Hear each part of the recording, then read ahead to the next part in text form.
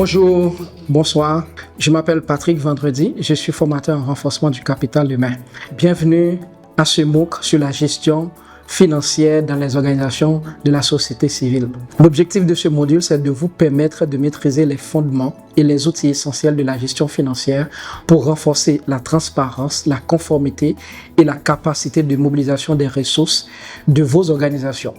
Les objectifs que nous poursuivons à travers ce module, c'est à la fin que vous serez en mesure d'identifier les composantes clés de système de gestion financière, élaborer, exécuter et suivre un budget selon les principes de bonne gouvernance, comprendre les principes comptables de base et leur importance pour la redevabilité, mettre en place des mécanismes de contrôle interne et de suivi des subventions, et puis produire des rapports financiers fiables, transparents et conformes aux exigences des bailleurs.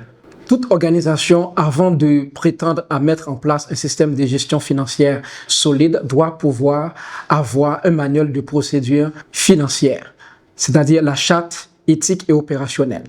Le manuel de procédure financière est un document interne qui définit les règles, les responsabilités et les procédures pour la gestion financière d'une organisation. Il garantit la traçabilité de chaque franc dépensé, limite les risques de fraude ou de malversation et assure la conformité avec les exigences légales des donateurs. Le manuel est la charte éthique et opérationnelle de la gestion financière. Quels sont les éléments clés du manuel de procédure? D'abord, il y a la structure et responsabilité, c'est-à-dire définir clairement qui engage les dépenses, qui les valide et qui en assure le paiement pour garantir la séparation des fonctions. Et deuxièmement, il y a les procédures de décaissement, c'est-à-dire établir les règles pour la caisse et la banque, seuil de paiement, double signature, pièces justificatives obligatoires. Troisièmement, il y a la rubrique achat et marché, c'est-à-dire mettre en place des devis comparatifs, une sélection transparente des fournisseurs et le respect des seuils fixés. Et quatrièmement, il y a l'archivage et documentation. Assurer la conservation des pièces pendant 5 à 10 ans pour garantir la traçabilité et la conformité. Et en cinquième point, c'est le contrôle interne, c'est-à-dire organiser des vérifications croisées, un suivi par un comité financier pour prévenir les erreurs et les fraudes. Comment nous devons procéder pour l'élaboration du budget? Il y a plusieurs points. Il y a l'identification des activités. Identifier les activités prévues dans le plan d'action ou le projet. Estimation des coûts. À ce niveau, il faut estimer les coûts unitaires et les quantités nécessaires pour chaque activité. L'intégration complète, intégrer les coûts directs et indirects, à savoir logistique, salaire, communication. Et en dernier point, les marges d'imprévus. C'est-à-dire, il faut prévoir une marge d'imprévu, généralement de 5 à 10%. Le suivi budgétaire, c'est un outil vivant. Principe du suivi. Le suivi budgétaire consiste à comparer régulièrement les dépenses réelles aux prévisions à l'aide d'un tableau de bord budgétaire. Il permet de justifier les écarts et de faire des ajustements approuvés en temps opportun. Quelles sont les bonnes pratiques? Les bonnes pratiques, c'est-à-dire il faut éviter les dépenses non planifiées, mettre à jour le budget à chaque rapport d'étape, documenter tous les ajustements, communiquer les écarts significatifs. Le point clé que nous pouvons retenir, c'est qu'un budget est un outil vivant de pilotage, pas un document figé. Il doit être consulté régulièrement et ajusté en fonction de l'évolution des activités et des contraintes rencontrées. Quels sont les principes comptables de base? Il y a plusieurs principes. En nombre de ces principes, nous pouvons dire 4. D'abord, il y a le principe de la partie double. Chaque opération financière a un débit et un crédit, garantissant l'équilibre des comptes et la cohérence des enregistrements.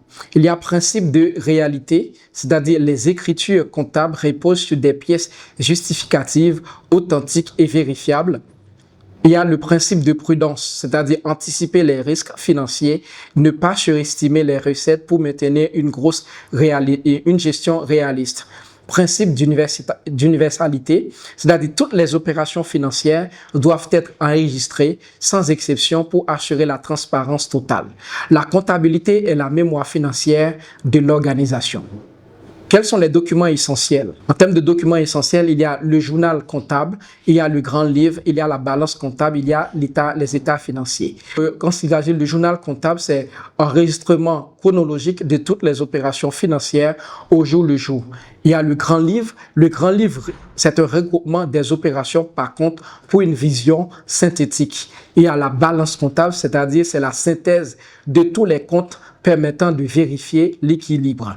Les états financiers, c'est le bilan, compte de résultats et le tableau de trésorerie pour la vision globale. Gestion des subventions des donateurs, compréhension du contrat. L'analyse approfondie du contrat de financement est essentielle. Budget approuvé, rubrique éligible, calendrier de décaissement, obligations de reporting et d'audit doivent être parfaitement maîtrisées. La gestion rigoureuse, c'est-à-dire l'ouverture de comptes bancaires spécifiques au projet, tenue d'une comptabilité analytique par projet, justification des dépenses avec pièce originale, signature autorisée sur tous les documents. Le respect des règles du bailleur est une condition de confiance et de renouvellement des partenariats. La communication avec les bailleurs, transparence. En fait, quand vous êtes financé par un bailleur, il faut qu'il y ait une communication avec ce bailleur-là. Et cette communication repose sur 3 piliers. D'abord, il y a la transparence proactive. À ce niveau, il faut prévenir tout changement ou écart significatif afin qu'il devienne problématique. Deuxième point, c'est respect des délais. Il faut respecter scrupuleusement les délais de rapport et d'audit convenus. Et troisièmement, il faut la documentation complète. Fournir une documentation exhaustive et organisée pour faciliter le suivi. Audit interne et externe. L'audit interne, réalisé par le personnel ou un comité interne. L'audit interne vise à vérifier l'application des procédures, identifier les faiblesses et recommander des actions correctives pour améliorer continuellement les pratiques. L'audit externe, réalisé par un cabinet indépendant. L'audit externe certifie la conformité et la sincérité des états financiers. Il apporte une validation objective et renforce la crédibilité de l'organisation auprès des partenaires. L'audit est un processus d'amélioration continue par une sanction. Il ne faut pas voir l'audit comme une sanction, mais il faut voir l'audit comme un processus d'amélioration. Pour une gestion financière saine, il faut prévoir les contrôles internes. Les contrôles internes minimisent les risques. Son objectif, c'est d'assurer la fiabilité des opérations financières et la sécurité du patrimoine de l'organisation à travers des mécanismes de vérification et de validation systématiques. À ce niveau, il y a plusieurs points. D'abord, il y a la séparation des fonctions. Il faut distinguer clairement les rôles d'engagement, de validation et de paiement pour éviter les conflits d'intérêts. Double signature, c'est-à-dire exiger une validation à 2 signatures pour tous les paiements significatifs. Et troisièmement, vérification systématique, c'est-à-dire contrôler systématiquement toutes les pièces justificatives avant tout décaissement. Et quatrièmement, inventaire périodique, réaliser des inventaires réguliers pour vérifier la concordance entre les registres et la réalité. La gestion des risques financiers, c'est identification des vulnérabilités, c'est-à-dire identifier les points vulnérables de l'organisation, tels que la gestion de la caisse, les procédures d'approvisionnement ou les processus de validation de dépenses. Mesures de mitigation que nous pouvons prendre, c'est mettre en place des mesures préventives et correctives adaptées à chaque risque identifié pour protéger les ressources de l'organisation. Ce que nous pouvons retenir comme principe fondamental, un bon contrôle interne repose sur la confiance et la vérification. Il ne s'agit pas de méfiance, mais de créer un système où la transparence et la responsabilité sont intégrées dans chaque processus. La gestion de la trésorerie. Au niveau de la gestion de la trésorerie, en fait, il y a plusieurs éléments qu'il faut tenir compte, à savoir, il y a un journal de trésorerie, tenir un journal de trésorerie à jour avec les entrées et les sorties de fonds pour maintenir une vision claire et actualisée de la situation financière. Prévisionnel mensuel, c'est-à-dire il faut établir un prévisionnel de trésorerie mensuel pour anticiper les besoins et éviter les ruptures de liquidité. Le suivi des flux, suivre rigoureusement les encaissements et les décaissements selon le budget approuvé pour maintenir l'équilibre financier. Une trésorerie saine garantit la continuité des activités de l'organisation. Quelles sont les bonnes pratiques de trésorerie? D'abord, c'est minimiser les liquidités, c'est-à-dire réduire au maximum les liquidités conservées dans la caisse pour limiter les risques de vol ou de perte. Deuxième point, c'est rapprochement bancaire. Effectuer des rapprochements bancaires réguliers pour vérifier la concordance entre les registres et les relevés bancaires. Et troisième point, c'est planification des paiements. Prévoir et planifier les paiements des charges récurrentes à temps pour éviter les pénalités et maintenir de bonnes relations avec les fournisseurs et autres. Le reporting financier aux donateurs. Comme vous le savez très bien, si le bailleur vous a donné des fonds, le plus essentiel, le minimum qu'il faut pour pouvoir établir la confiance, c'est l'élaboration des rapports. Et ces rapports-là, en fait, le reporting financier doit être basé sur des principes clairs, à savoir la clarté. La clarté, c'est-à-dire présentation limpide et compréhensive du document. Précision, c'est-à-dire donner des données. Et il faut fournir des données exactes et vérifiables. La ponctualité, c'est-à-dire respect des délais convenus. La cohérence, format unique et logique. C'est-à-dire on ne doit pas fournir un format aujourd'hui. Le mois prochain, on donne un rapport et puis ça se présente sur un autre format. Un bon reporting ouvre la voie à de nouveaux financements. Le respect du format, toujours respecter le format exigé par le bailleur et accompagner le rapport financier de rapports narratifs expliquant le contexte et les résultats obtenus. Quel est le contenu d'un bon rapport financier? D'abord, il y a le point 1, le budget initial. Présenter le budget approuvé au démarrage du projet comme référence. Deuxième point, dépenses réalisées, c'est-à-dire détailler toutes les dépenses effectuées avec les montants exacts et les dates. Troisième point, analyse des écarts, c'est-à-dire identifier et expliquer les écarts entre les prévisions et les réalisations.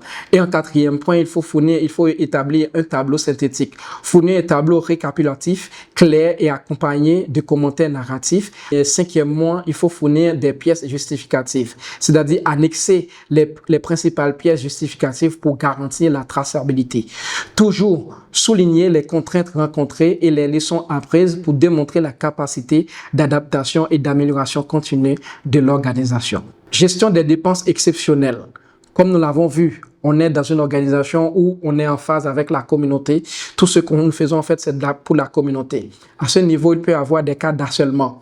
Et ces cas d'harcèlement, il faut qu'il y ait la traçabilité et conformité par rapport s'il y a des dépenses qui ont lieu. Les dépenses liées à la gestion d'un cas harcèlement doivent être prévenues dans la rubrique bien-être ou gestion des risques RH du budget. Ces dépenses exceptionnelles nécessitent une attention particulière pour assurer la conformité et préserver la réputation de l'organisation. En termes de dépenses, il peut y avoir les types de dépenses éligibles, c'est-à-dire accompagnement psychologique des victimes, honoraires et juridiques pour les procédures, communication interne pour gérer la situation et mesures disciplinaires appropriées. Et il faut la documentation requise, c'est-à-dire toutes ces dépenses doivent être documentées avec précision, validées par la direction et intégrées dans le rapport financier avec les justifications nécessaires. N'oubliez pas, une dépense éthique et bien nette et bien gérée préserve la réputation et la conformité de l'organisation. Comme vous le venez de voir au cours de cette formation, les organisations qui arrivent à mettre en place, qui comprennent les fondamentaux, il y a en fait les responsables de ces organisations comprennent les fondamentaux de la gestion financière et peuvent les appliquer immédiatement. Il y a selon les études, en fait, 100% de ces organisations ont plus de chances d'obtenir de nouveaux financements. Et puis, il y a les compétences clés, c'est-à-dire la capacité à concevoir et suivre un budget, produire un rapport financier et répondre efficacement à un audit. Et puis, pilier renforcé, c'est-à-dire la transparence au niveau de l'organisation. Il y a la conformité et la capacité à mobiliser des financements durables. C'est-à-dire toute organisation qui arrive à mettre en place et à respecter les différentes notions que nous venons d'échanger avec vous, développe leur capacité de mobilisation. C'est-à-dire, vous, responsables d'organisation, après avoir suivi cette formation, nous espérons que vous disposez des outils et des connaissances nécessaires pour gérer les finances de votre organisation de manière professionnelle, transparente et conforme aux exigences des bailleurs. Cette maîtrise financière renforce non seulement votre crédibilité, votre capacité à poursuivre votre mission de manière durable au sein de la communauté. Sur ce, nous venons de suivre ce module sur la gestion financière au sein des organisations de la société civile. Nous espérons que vous allez mettre ces différentes notions en application pour la performance et l'impact de vos organisations. Sur ce, nous vous donnons rendez-vous très prochainement. À bientôt.